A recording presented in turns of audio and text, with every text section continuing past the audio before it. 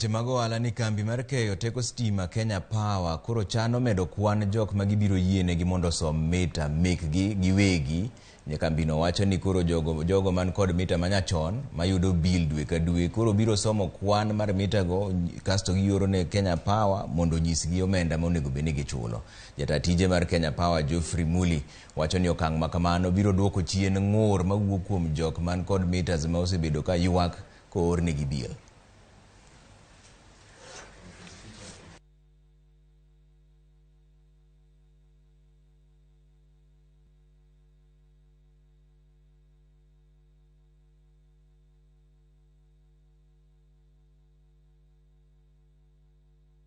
We are also calling employees together so that we can all agree and refocus ourselves towards serving customers better.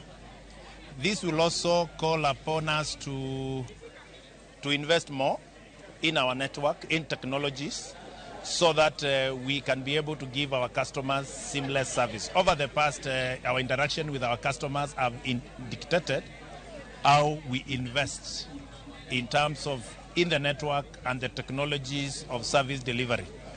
Going forward, we intend to make it more formal and come up with more touching ways of rewarding our employees so that we can encourage them to do much more, especially in delivering this service to our customers, which is very critical for our business growth.